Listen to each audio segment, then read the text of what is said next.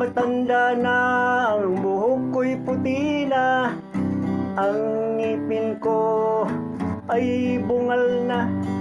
Ito ang kahayagan ng aking katandaan, mahilang katawan dahil maraming karamdaman.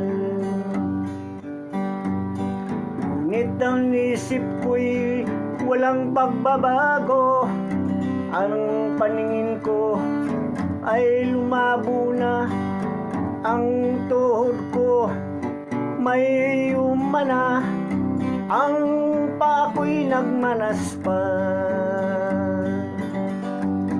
Ang buhay ko ngayon ialay ko sa Panginoon, aking paghandaan ng darating kong kamatayan, upang makamtan ko ang kanyang pangako, pagkat ito'y hindi mapapako.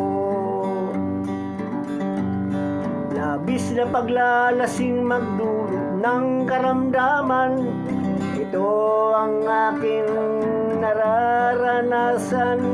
Dapat kong tigilan ang bisyong walang kabuluhan, pagkat dyan nagmula ang kaguluhan.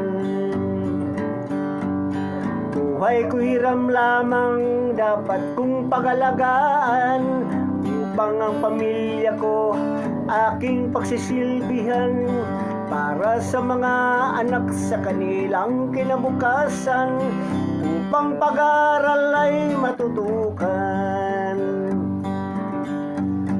Ang buhay ko ngayon ialay ko sa Panginoon, aking paghandaan ng darating kong kamatayan, upang makamtan ko ang kanyang pangako, pagkat ito'y hindi mapapako. Pagkat ito'y hindi mapapako.